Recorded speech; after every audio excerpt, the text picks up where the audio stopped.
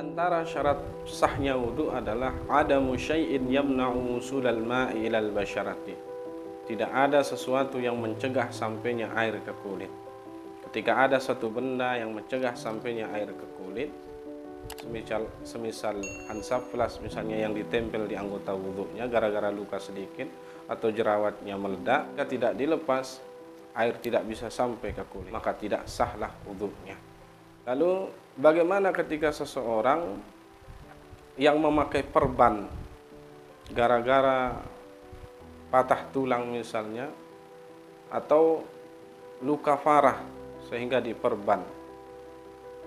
Dalam kasus ini secara khusus dibahas di dalam kitab-kitab fikih yang disebut dengan sahibul jabirah atau ashabul jabirah, yaitu wudunya orang yang memakai perban.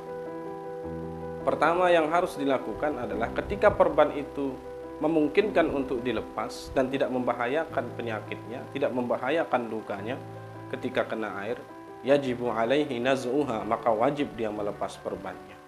Namun ketika perban atau pembalut luka itu tidak boleh dilepas kata dokter, karena ketika dilepas akan menyebabkan semakin parah penyakitnya atau bahkan memperlambat kesembuhannya atau bahkan akan membuatnya menjadi mati, akan mencelakakan dirinya, maka syariat memberikan cara atau kaifiyah ketika kita berwudu dengan memakai perban.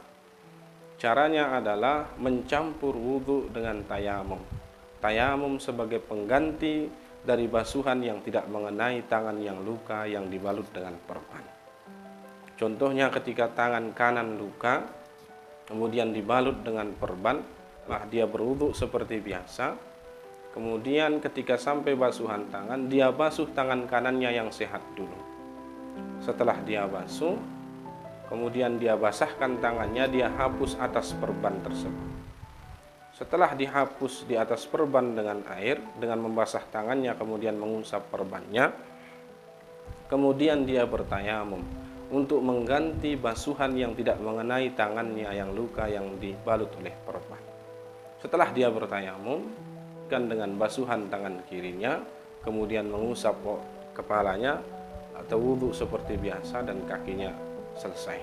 Nah, seperti itulah cara ketika seseorang berwudhu dengan menggunakan perban, yaitu mengganti basuhan yang tidak mengenai daging yang dibalut oleh perban dengan tayamum. Kemudian yang selanjutnya, karena tayamum hanya bisa digunakan sekali saja di dalam sholat fardu, maka ketika seseorang berwudu bercampur dengan tayamum seperti tadi, kemudian dia pertahankan wudunya dari suatu waktu ke waktu yang lain, misalnya dia wudu dan bertayamum pada waktu asar, kemudian ketika tiba waktu maghrib, maka tidak perlu mengulangi wudunya ketika tidak batal, dia hanya mengulangi tayamumnya, karena tayamum hanya bisa digunakan untuk sekali sholat fardu. Selanjutnya, orang yang berwudu dan bertayamum atau sahibul jabirah, orang yang memakai perban, wajib mengulang sholatnya nanti ketika perban sudah dilepas. Ini menurut pendapat mazhab Syafi'i. Dia harus mengulang sholatnya, kecuali dia memenuhi 3 syarat, baru dia tidak mengulang sholatnya. Syarat yang pertama adalah perban dipasang di waktu suci. Dia dalam keadaan berwudu, lalu dia luka misalnya, atau setelah luka dia berwudu dulu baru dipasang perbannya. Nah, setelah dipasang perbannya, batal wudunya maka tidak masalah. Yang penting dia pasang perban dalam keadaan suci.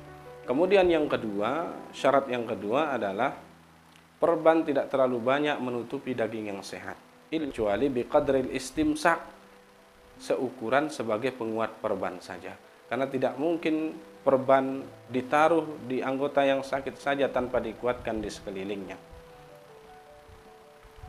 Kemudian syarat yang ketiga adalah perban tidak berada di anggota tayamum atau tidak berada di wajah dan kedua tangan. Ketika perban berada di anggota tayamum, yaitu wajah dan tangan, maka secara mutlak seseorang wajib mengulangi sholatnya. Baik itu dipasang dalam keadaan suci ataupun perban hanya mengambil sedikit dari yang sehat sebagai penguat saja, tetap dia mengulang sholatnya ketika perban itu berada di anggota tayamum, yaitu wajah dan tangan. Kenapa? Karena tayamum ini adalah pengganti wudhu yang kurang. Lah kalau perban itu berada di anggota tayamum, maka tayamumnya juga kurang karena debu tidak bisa mengenai anggota yang luka. Nah, ketika tayamum juga kurang, maka dia tidak bisa mengganti wudhu yang kurang karena dia juga kurang. Inilah sebabnya kata para ulama, ketika perban itu berada di anggota tayamum, secara mutlak seseorang wajib mengulangi sholatnya. Kemudian ketika perban tidak berada di anggota tayamum, maka syarat yang dua ini berlaku dan ini berkaitan. Misalnya di kakinya ada perban, yaitu di kaki di anggota wudhunya, maka syarat yang dua ini berlaku. Perban dipasang dalam keadaan suci, kemudian perban hanya mengambil sedikit dari yang sehat sebagai penguat perban saja. Dan kedua ini berkaitan. Ketika dia pasang perban dalam keadaan suci, tapi perban terlalu banyak mengambil daging yang sehat, maka wajib juga dia mengulangi sholatnya. Atau sebaliknya, perban hanya sedikit mengambil daging yang sehat, tapi tidak dipasang dalam keadaan suci. Ketika dia suci, maka wajib dia mengulangi sholatnya. Seseorang baru tidak mengulang sholatnya ketika wudhu sambil memakai perban apabila memenuhi 3 syarat ini. Pertama, perban dipasang di dalam keadaan suci, dalam keadaan berwudhu. Kemudian perban hanya mengambil sedikit saja dari daging yang sehat sebagai penguat saja, biqadril istimsak. Kemudian perban tidak berada di anggota tayamum. Ketika 3 syarat ini sudah dipenuhi, mala yajibu alaihi i'adatus shalah, maka tidak wajib seseorang mengulangi sholatnya. Ini menurut pendapat Imam Asy-Syafi'i, karena mazhab Syafi'i sangat berhati-hati di dalam masalah ibadah. Imam Syafi'i lebih banyak berihtiyat, berhati-hati dalam masalah ibadah. Kalau menurut Imam Abu Hanifah, kemudian Imam Malik, maka dalam keadaan suci itu tidak menjadi syarat. Ketika seorang memasang perban meskipun tidak dalam keadaan suci, seseorang tidak perlu mengulangi sholatnya.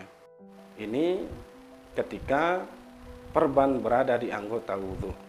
Ketika perban tidak berada di anggota wudhu, umpama di perut misalnya, atau di lutut atau di paha, maka tidak berpengaruh ketika dia berwudhu. Hanya saja dia berpengaruh ketika dia mandi wajib. Karena syarat mandi wajib itu adalah membasuh semua anggota badannya dengan air. Dan caranya hampir sama seperti dia berwudhu. Dia basuh anggota yang sehat dulu, kemudian dia bertayamum untuk mengganti basuhan yang tidak mengenai daging yang dilapisi oleh perban. Untuk mengetahui masalah-masalah seperti ini, silahkan buka kitab-kitab fikih. Di antaranya adalah kitab Kifayatul Akhyar yang dikarang oleh Syekh Taqiyuddin bin Abu Bakar Al-Hisni Asy-Syafi'i, atau kitab Al-Bajuri atau Al-Baijuri yang dikarang oleh Syekh Ibrahim bin Muhammad bin Ahmad Al-Bajuri. Mudah-mudahan ada manfaatnya. Hadanallahu wa iyyakum ajma'in. Wassalamualaikum warahmatullahi wabarakatuh.